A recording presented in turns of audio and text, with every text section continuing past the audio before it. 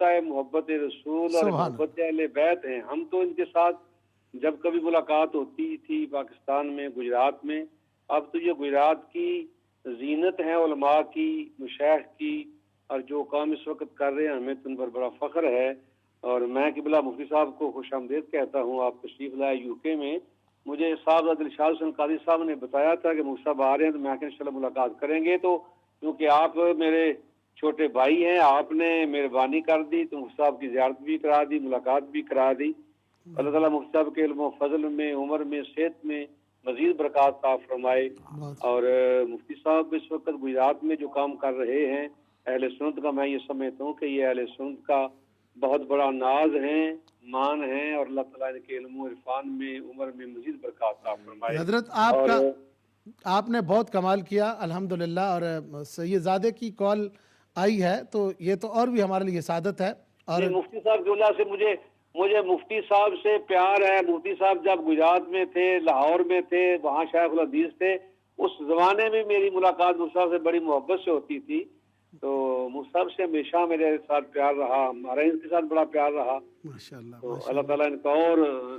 اور عزتیں عطا فرمائے. علمی طور پہ ہمارے گجرات میں اس وقت مفتی صاحب منفرد مقام رکھتے ہیں. آپ کا بہت مفتی احمد یار صاحب، اب یار خان رحمۃ اللہ علیہ کے بعد پھر اس وقت جو علمی شخصیت ہماری ہیں وہ قبلہ مفتی صاحب ہی ہیں. بہت بہت شکریہ آپ کا کہ آپ ہماری اس مجلس میں تشریف لائے. چونکہ گجرات کا ذکر اس لیے فرمایا جا رہا تھا، حضرت کا بھی تعلق گجرات سے ہے، ہمارا بھی تعلق گجرات سے ہے، صاحب دلشاد صاحب کا تعلق گجرات سے ہے، مفتی صاحب کا بھی تعلق گجرات سے ہے. ورنہ چونکہ کوئی بھی حضرت کا بھی تعلق تقریباً گجرات سے ہے، اور یہ صاحب دلشاد صاحب کا بھی، قاری نور حسین صاحب کا بھی آدھا گجرات سے آدھا اٹک سے ہے.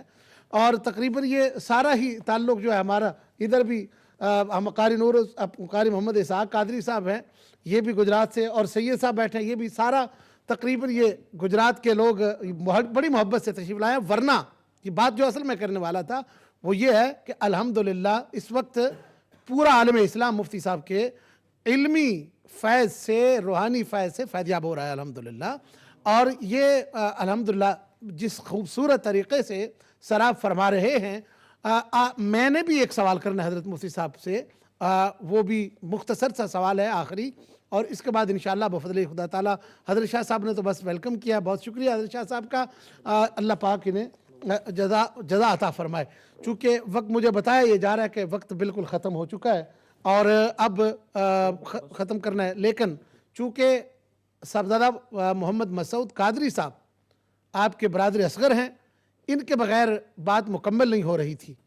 تو میں یہ چاہتا ہوں اپنے کنٹرول روم والوں سے ان کی بات مختصر طریقے سے ہمیں سنوا دیں، اور پھر حضرت مفتی صاحب قبلہ جو ہے وہ انشاءاللہ تعالیٰ ان کا جواب دیں گے. جی ٹائم اوور ہو چکا ہے، بار بار مجھے بتایا جا رہا ہے. جناب بسم اللہ الرحمن الرحیم. میں شاہ صاحب قبلہ اخیر میں آپ کا دل کی اتھاہ گہرائیوں سے شکریہ ادا کرتا ہوں کہ آج آپ نے علم و عرفان کی یہ خوبصورت شمع جو ہے وہ روشن کی ہے،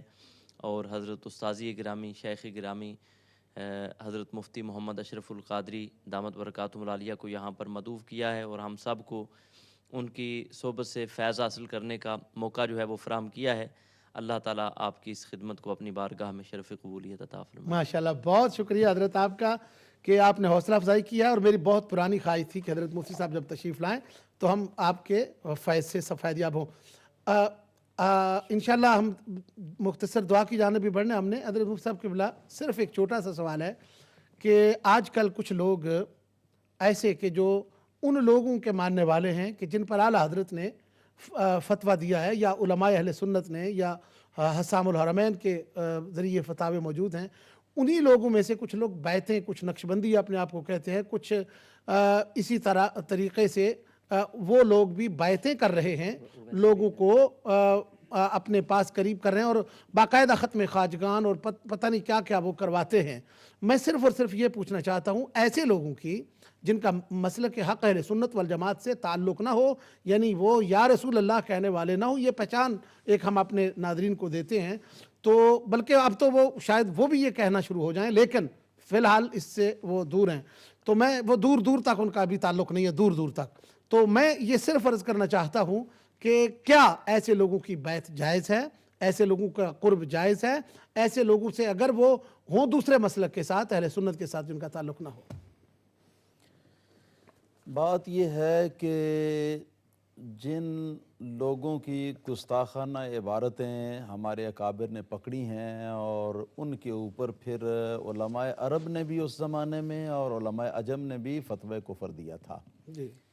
ایسے لوگ جو ہیں یہ تو سرے سے مسلمان ہی نہیں، اور ان لوگوں کے ہاتھ پہ بیعت کرنا یا ان لوگوں کا مرید بننا یہ شرعاً کسی طرح بھی حلال نہیں،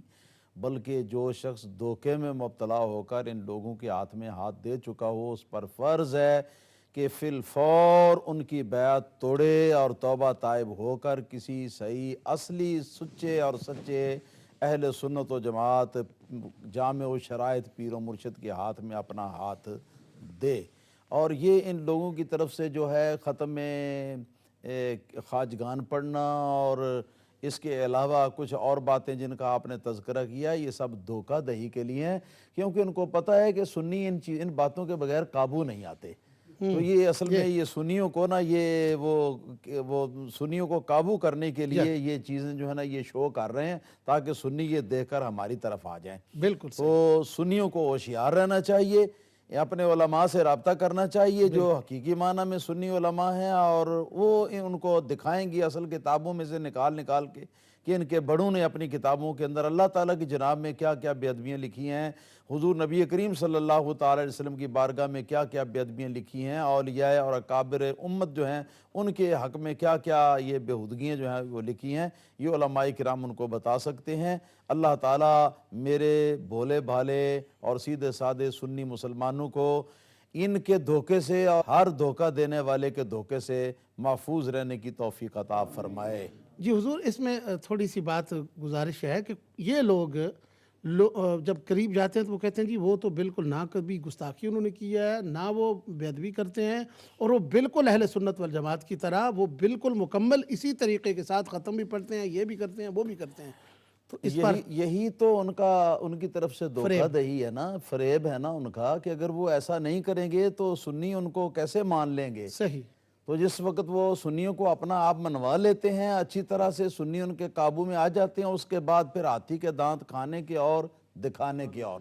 پھر وہ اصلی باتیں جو ہیں وہ پھر سامنے لاتے ہیں۔ تو ان اصلی باتوں کو پہلے سے ہی دیکھنے کے لیے اور سمجھنے کے لیے علماء اہل سنت سے، جو مستند علماء اہل سنت ہیں، ان سے رابطہ کرنا چاہیے اور ان کتابوں کو دیکھنا چاہیے، ان عبارتوں کو دیکھنا چاہیے اور دھوکہ بازوں کے فریب سے اپنے آپ کو بچانا چاہیے۔ جی، سوالات تو ہمارے ختم ہو چکے ہیں، لیکن اور پھر ایک بار سوال آ رہا ہے، بار یہ سوال آ رہا ہے۔ اب میں کیا کروں،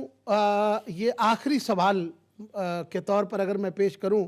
تو پتہ نہیں بہت سارے لوگوں کا اس میں فائدہ بھی ہو جائے۔ سوال یہ بار آ رہا ہے علماء کی موجودگی میں کہ یہ حق چار یار اور حق سب یار،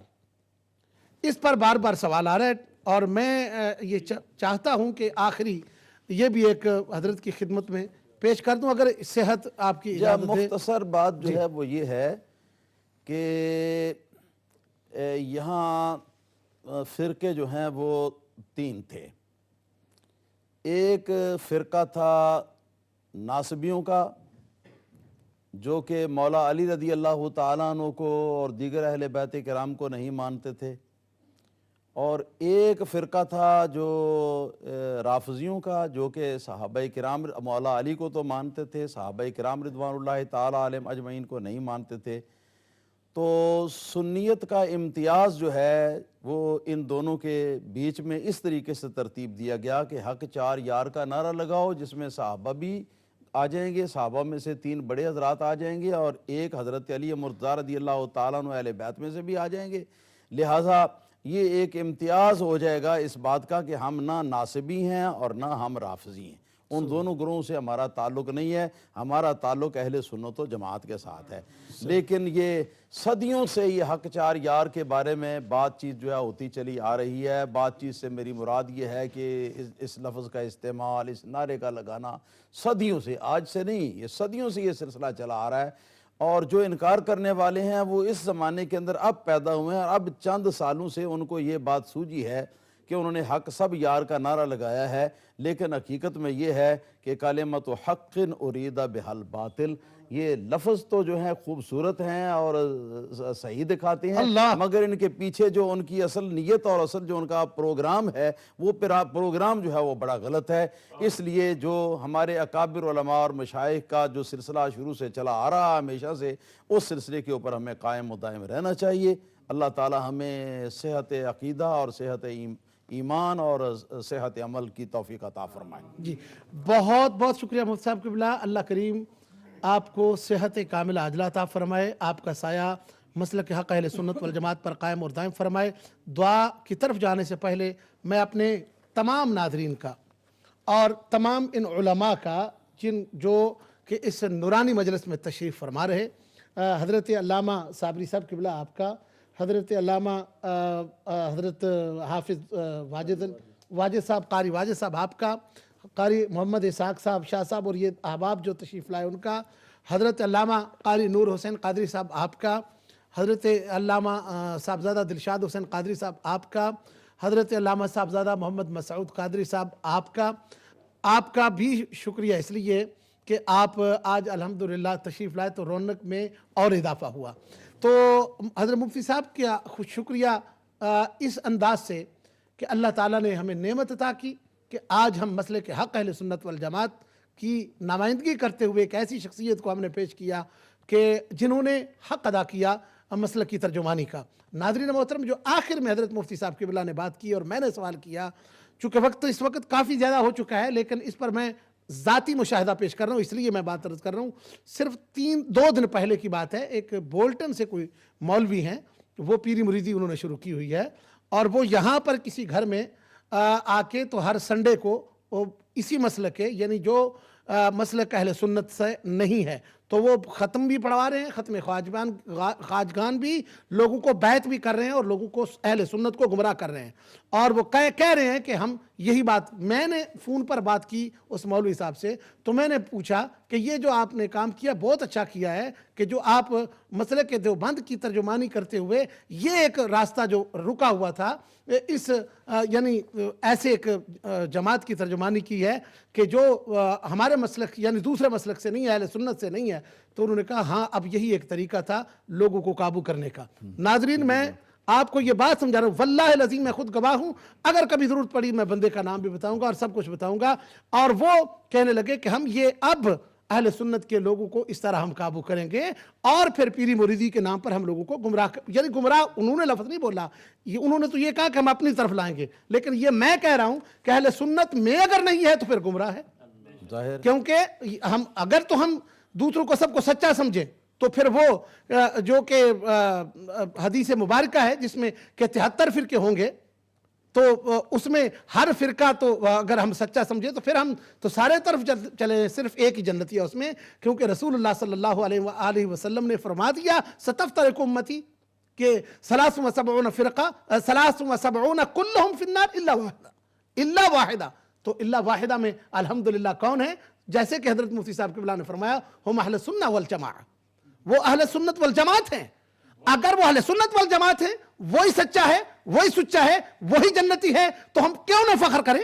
ہم فخر کرتے ہیں اس بات پر کہ ہم یا رسول اللہ کہنے والے ہیں، ہم فخر کرتے ہیں اس بات پر کہ مصطفیٰ کریم کے صحابہ کو ماننے والے ہیں، ہم فخر کرتے ہیں اس بات پر کہ مصطفیٰ کریم کے اہل بیت کو مانتے ہیں، ہم فخر کرتے ہیں اس بات پر کہ مصطفیٰ کریم کے والدین کو جنتی مانتے ہیں بلکہ جنت تقسیم کرنے والوں میں مانتے ہیں، ہم فخر کرتے ہیں اس بات پر کہ مصطفیٰ کریم صلی اللہ علیہ وآلہ وسلم کی امت کے اولیاء، کبھی خواجہ اجمیری، کبھی خواجہ حجویری، کبھی حضرت غوث اعظم، کبھی مجدد الافسانی، کہیں زکریا ملتانی، کہیں مخدوم سمنانی، تو ہر طرف سے یہ فیض تقسیم کرتے جا رہے ہیں اور ہم فیض لیتے جا رہے ہیں، اور وہ کون سا مسلک ہے؟ وہ فقط ایک مسلک ہے، وہ یا رسول اللہ کہنے والوں کا مسلک ہے، وہ اہل سنت والجماعت کا مسلک ہے، جس میں ایسی شخصیات ہیں، ایسی خوبصورت علماء کی جماعت ہے۔ خالق کائنات اس جماعت کو تا قیام قیامت قائم اور دائم فرمائے،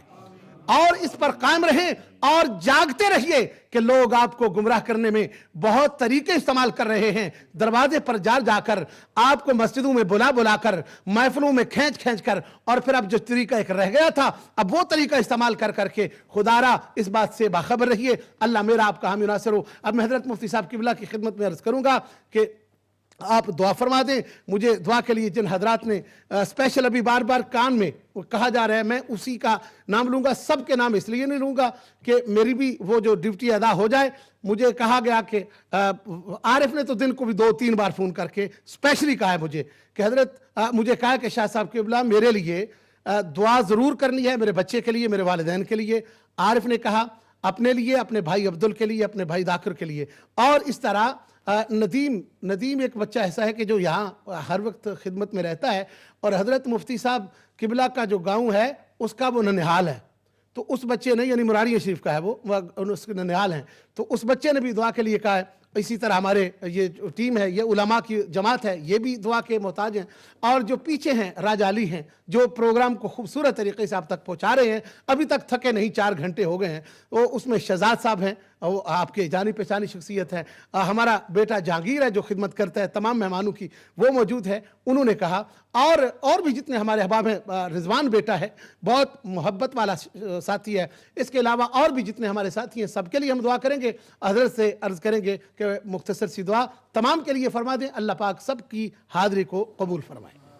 آمین یا رب العالمین۔ اللہم صلی صلاة کاملة وسلم سلاما تاما على سیدنا محمد الذي تنحل به العقد وتنفرج به الكرب وتقضى به الحوائج وتنال به الرغائب وحسن الخواتيم ويستسقى الغمام بوجهه الحسين الجميل الكريم وعلى آله وصحبه أجمعين في كل لمحة ولحظة ونفس بعدد كل معلوم لك برحمتك يا أرحم الراحمين۔